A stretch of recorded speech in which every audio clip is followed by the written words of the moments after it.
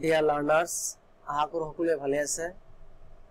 তো টেকনো এডু info and NS আদৰ্শ বিদ্যাপীঠ দুয়োটা ইউটিউব চেনেললৈ আপোনালোকক স্বাগতম জ্ঞাপন কৰিছো।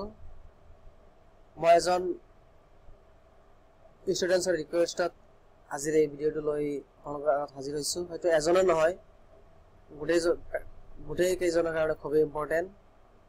তো আজিৰ ইটো হৈছে কন্টেন্টটো হৈছে বা ভিডিঅ'টো হৈছে যে বা আজি ক্লাছটো হৈছে নেশ্যনেল পাৰ্কৰ ওপৰত বা চেঞ্চুৱাৰী যেটো আছে এটোৰ ওপৰত অভয়াৰণ্য আৰু ৰাষ্ট্ৰীয় উদ্যান তাৰ বিষয়ে আজি মই আলোচনা কৰিম।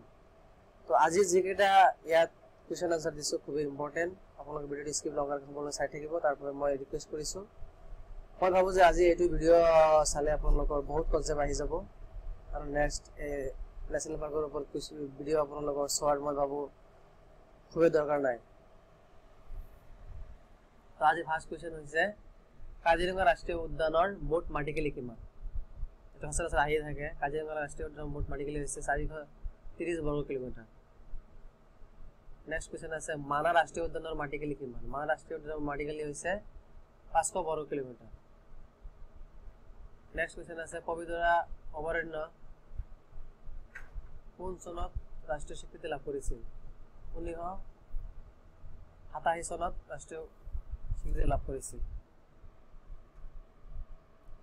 নেক্সট কুৱেশ্যন আছে 4 ওৰাং ৰাষ্ট্ৰীয় উদ্যানখনে কোন চনত চৰকাৰৰ স্বীকৃতি লাভ কৰিছিল? 1999 চনত লাভ কৰিছিল।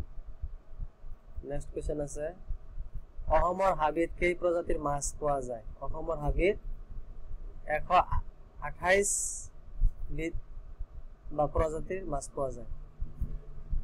নেক্সট কুৱেশ্যন আছে অসমৰ দুটা পক্ষী অভয়াৰণ্যৰ নাম কি কি? অসমৰ দুটা পক্ষী অভয়াৰণ্য হৈছে মানে এটা আহিব পৰীক্ষাত মই দুটা লিখি দিছো ইয়াতে, কোনটো হাইকাৰ্টে নাই বা পানীদিহিং বা দীপৰ বিল আৰু দীপৰ বিল। নেক্সট কুৱেশ্যন আছে দেওহাঁহৰ বৈজ্ঞানিক নাম কি? এটো ইম্পৰ্টেণ্ট আহিব পাৰে। দেওহাঁহৰ বৈজ্ঞানিক নাম হৈছে কাইচিনিয়া সুটুলাটা, মনত ৰাখক। নেক্সট কুৱেশ্যন অসমত থকা দুটা ব্যাঘ্ৰ সংৰক্ষণ কৰা ৰাষ্ট্ৰীয় উদ্যানৰ নাম লিখা। দুটা নাহে পৰীক্ষাত, এটাহে আহিব, তথাপিও মই দুটা লিখি দিছো, মানাহ ৰাষ্ট্ৰীয় উদ্যান আৰু নামেৰি ৰাষ্ট্ৰীয় উদ্যান। নেক্সট কুৱেশ্যনটো আছে অসমত হাতীৰ আৱাসিক ভূমি কোনখন অভয়াৰণ্যত সৰ্বাধিক? এটা হৈছে পাবৈ অভয়াৰণ্যত সৰ্বাধিক, মনত ৰাখিব। পাবৈ অভয়াৰণ্যত হাতীৰ আৱাসিক ভূমি সৰ্বাধিক। নেক্সট কুৱেশ্যন আছে অসমৰ কাজিৰঙা ৰাষ্ট্ৰীয় উদ্যান কিহৰ বাবে বিখ্যাত? অসমৰ কাজিৰঙা ৰাষ্ট্ৰীয় উদ্যান এশিঙীয়া গঁড়ৰ বাবে উদ্যান আৰু মিনি কাজিৰঙা বুলি ওৰাং ৰাষ্ট্ৰীয় উদ্যানক জনা যায়, যিহেতু ওৰাঙতো এশিঙীয়া গঁড় আছে, মনত ৰাখিব। নেক্সট কুৱেশ্যন কোন চনত চৰকাৰে বৰনদী বন্যপ্ৰাণী অভয়াৰণ্যৰ স্বীকৃতি দিয়ে? 1981 চনত স্বীকৃতি দিয়ে। নেক্সট কুৱেশ্যন অসমৰ বৃহত্তম বৃক্ষ কি? অসমৰ বৃহত্তম বৃক্ষ হৈছে হুলুং, মনত ৰাখিব। নেক্সট কুৱেশ্যন মানাহ অভয়াৰণ্য কোনবিধ জন্তুৰ বাবে বিখ্যাত?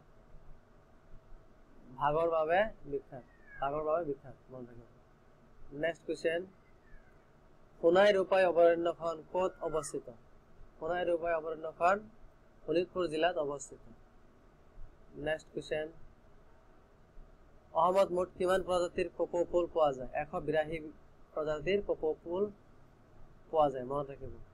তো আজি এইখিনি আছিল। ভিডিঅ'টো চাই থকাৰ বাবে অশেষ ধন্যবাদ জ্ঞাপন কৰিছো। আপোনালোকে ভিডিঅ'টো শ্বেয়াৰ কৰিব।